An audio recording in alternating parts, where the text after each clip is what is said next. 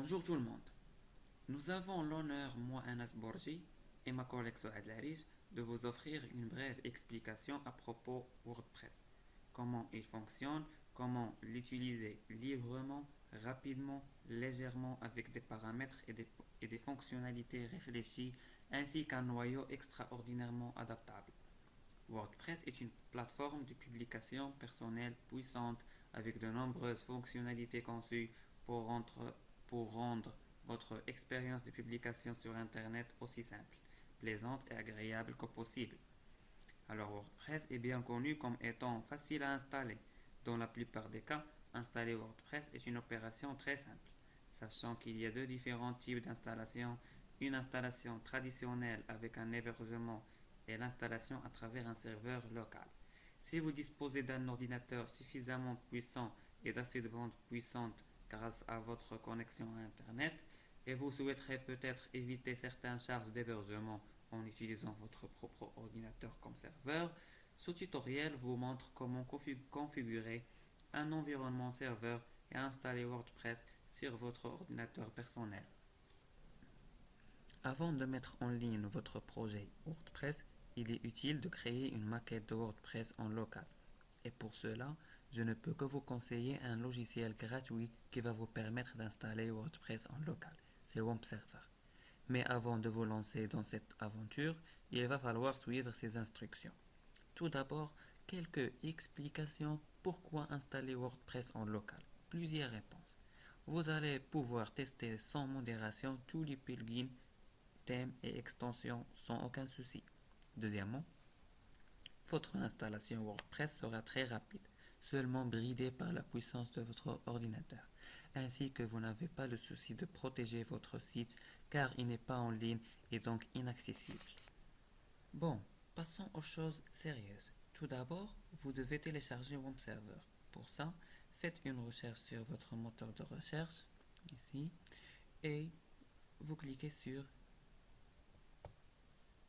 WompServer, la plateforme de développement web,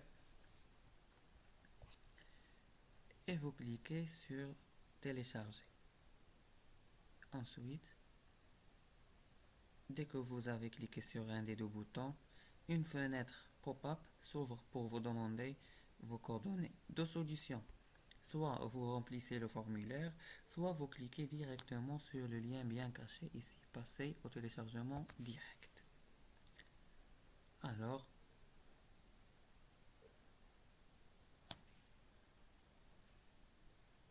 votre téléchargement démarre automatiquement.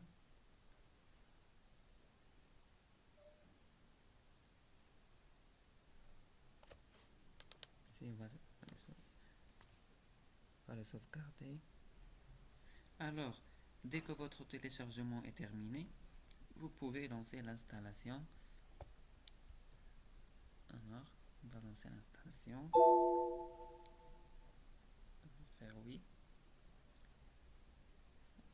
L'installation de WompServer est très simple. Il suffit de faire suivant à chaque étape de l'installation. Mais pour moi, le WompServer est déjà installé sur mon ordinateur. Alors, c'est la dernière étape de l'installation ici de WompServer. Je vais faire Cancel.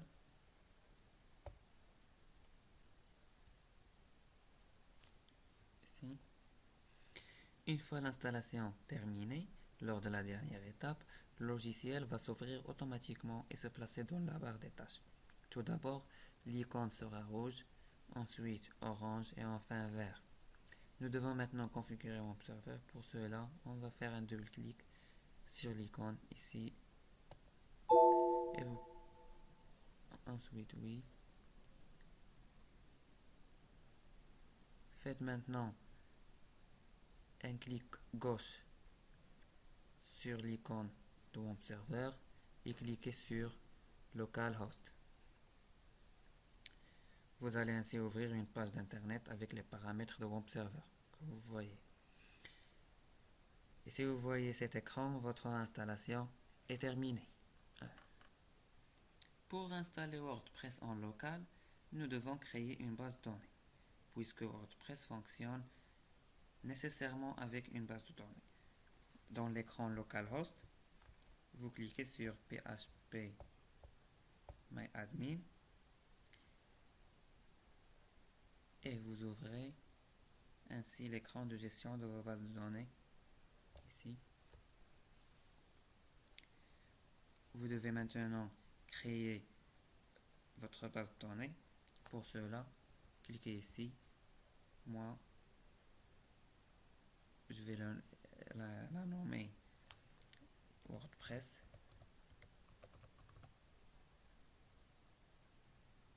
Mais vous pouvez utiliser un autre nom, par exemple le nom de votre futur site. Et vous cliquez sur le bouton Créer. Voici votre base de données créée facilement.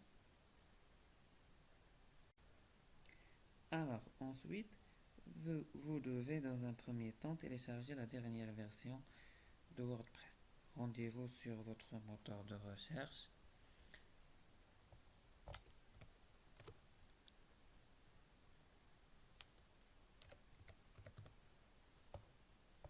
On va cliquer sur téléchargement et vous choisissez ici le bouton télécharger WordPress.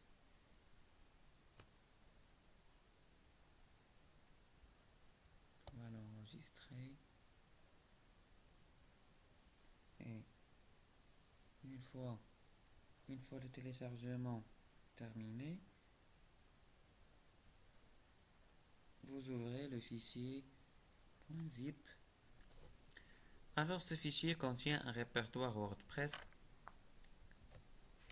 Nous allons maintenant vérifier ce téléchargement de ce fichier .zip. Ensuite, on va aller sur le disque local C de mon ordinateur, ouvrir le répertoire WAMP. Ensuite, on va ouvrir le répertoire 3W. C'est dans ce répertoire que nous allons transférer le dossier WordPress du fichier .zip. Alors on va aller sur téléchargement, extraire les fichiers de ce fichier .zip, choisir l'emplacement ici sur le disque local C, plus précisément sur le répertoire WAMP et dans le répertoire 3W.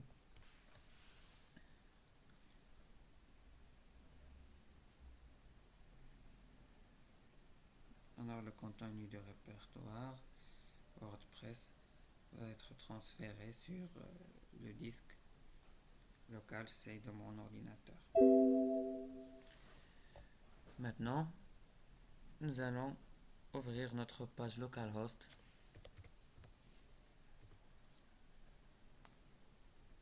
Nous y trouvons une nouvelle ligne, comme vous voyez, WordPress. En cliquant dessus, nous allons tout simplement installer le WordPress en local.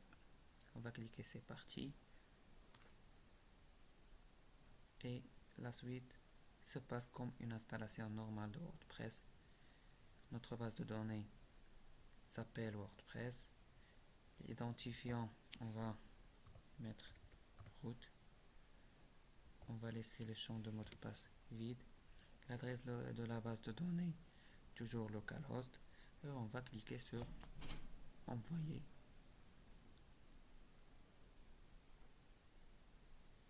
Alors l'installation s'est bien passée. On va cliquer sur lancer l'installation. Et on va remplir les différents champs de notre nouveau site. On va nommer notre site par exemple test. L'identifiant c'est admin. Le mot de passe on va faire mot de passe admin. Ici ce mot de passe est très faible, on va confirmer l'utilisation d'un mot de passe faible. faire une adresse de messagerie et installer WordPress.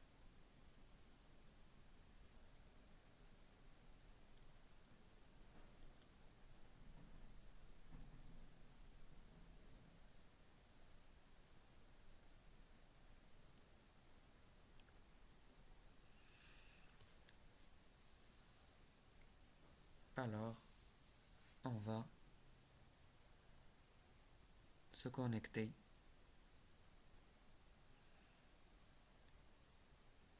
L'identifiant, c'est admin. Et le mot de passe aussi, c'est admin.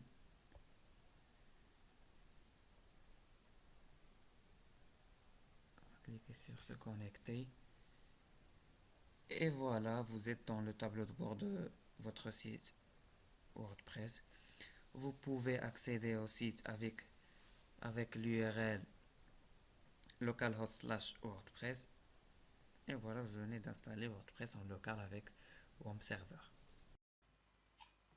Cette interface représente le tableau de bord où on peut accéder aux différentes actions possibles dans WordPress. Juste après l'installation, l'administrateur doit posséder un ensemble d'actions avant de passer au contenu de son site web. Premièrement, la configuration du terme, les catégories, configuration des rubriques et des sous-rubriques, ce qu'on appelle le sitemap, qui constituera notre menu principal, la page d'accueil et enfin le contenu des pages et des articles. Tout d'abord, on va commencer par la configuration du thème. On va tout d'abord cliquer dans le menu à gauche sur la rubrique Apparence sur thème. Apparence thème. En cliquant sur Ajouter,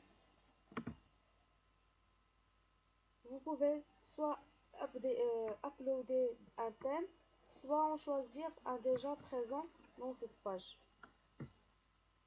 Dans notre cas, nous allons installer le thème sensible. C'est populaire.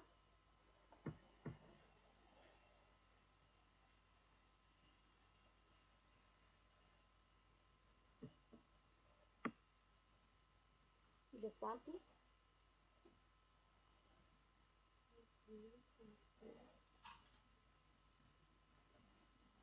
Voilà. Installé.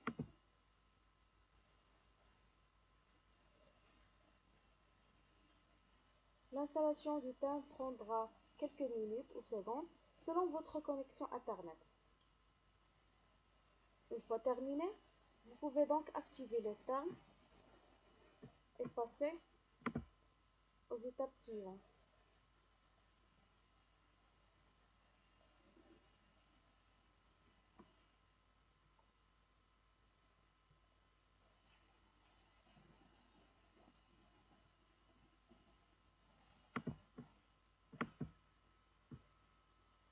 Voilà notre site. Voilà le thème.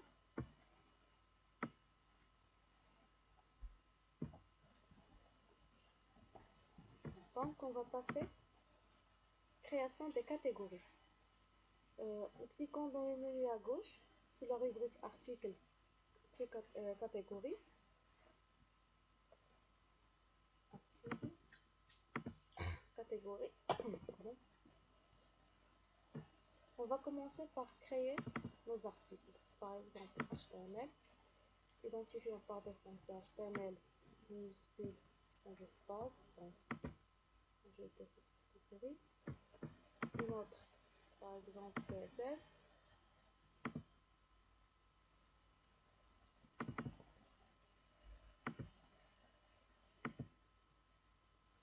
Stack. JavaScript.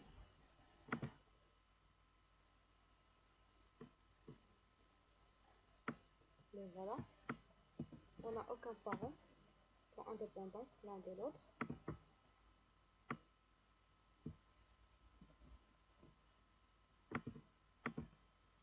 respecter cette action autant de fois dépend du nombre de vos catégories. Après avoir créé les catégories, d'abord je vais commencer par configurer les rubriques en cliquant dans le menu à gauche sur apparence, menu. Je vais créer mon premier menu, par exemple menu principal, créer le menu. Et par exemple, chez article, je vais enregistrer, bien sûr, réglage de menu. Je vais voir Bootstrap, CSS, HTML, JavaScript.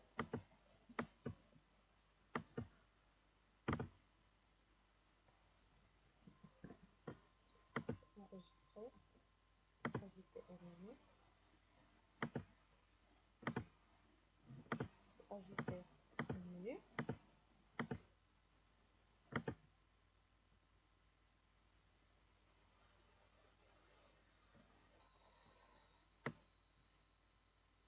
Je vais enregistrer le menu. Voilà, je vais actualiser ma page. Et voilà, Bootstrap, CSS, HTML et JavaScript. Maintenant, je vais personnaliser ma page d'accueil.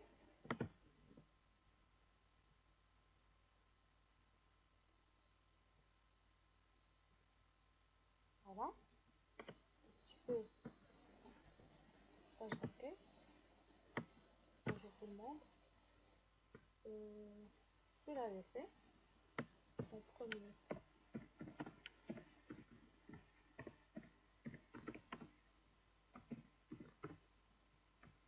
Sur WordPress.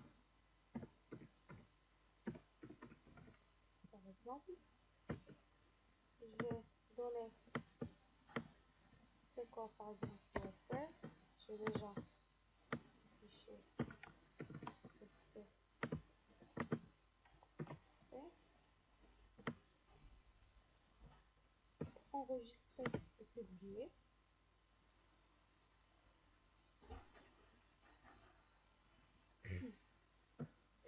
Je vais actualiser ma page.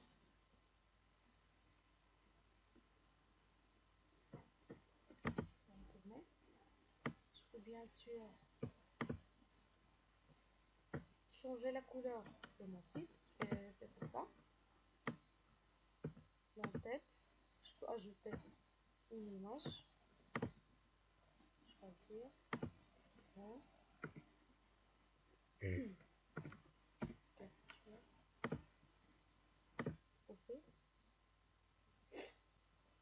Je vais sélectionner la araignée.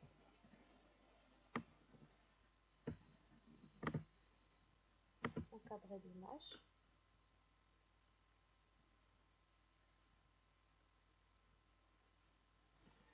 On va voir si ça marche.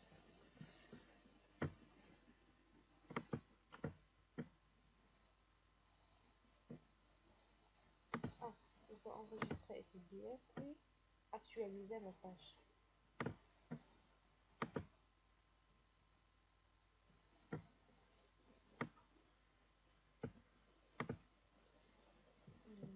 La taille de cette image est grande, ce qui fait là, il vaut mieux la supprimer.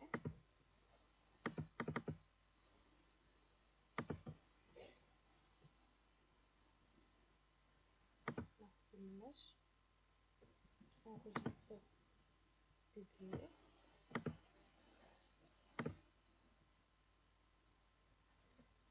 Et voilà. Maintenant, je vais remplir ces menus par des articles. Bon, je vais commencer par remplir les articles, ajouter un article.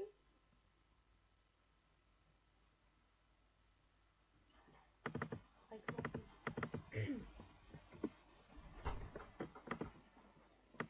Bootstrap, premier, pardon, ok.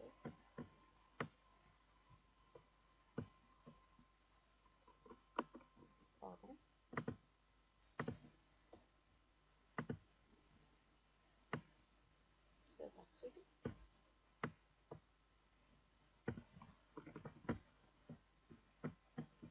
Supposons que c'est un site informatique.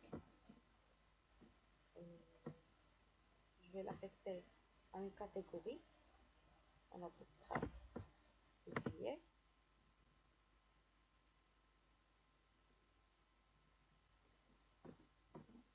Une fois que billet, je vais aller à abstrait. Voilà mon texte qui est rempli. Je vais remplir les autres articles. Ajouter un article. Aussi,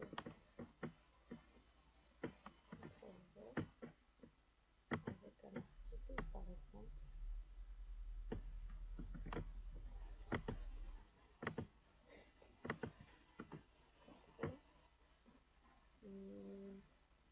HTML. Publier.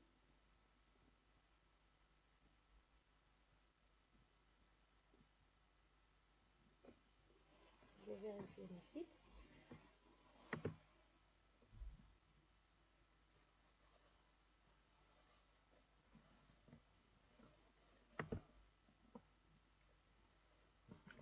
Et voilà, mon premier site WordPress. J'ai oublié quelque chose, de personnaliser ce titre.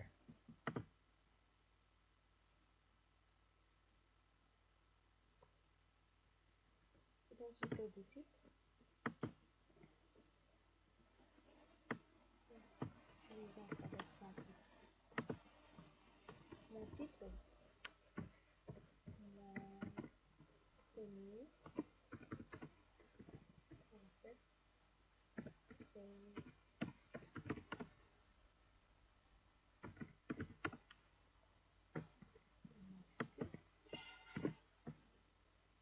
mon premier site. Pas la peine de sélectionner une image, enregistrer et publier.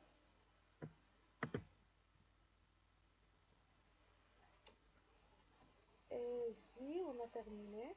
J'espère que nous avons expliqué beaucoup de choses pour vous, éclaircir les choses. Et merci de votre attention.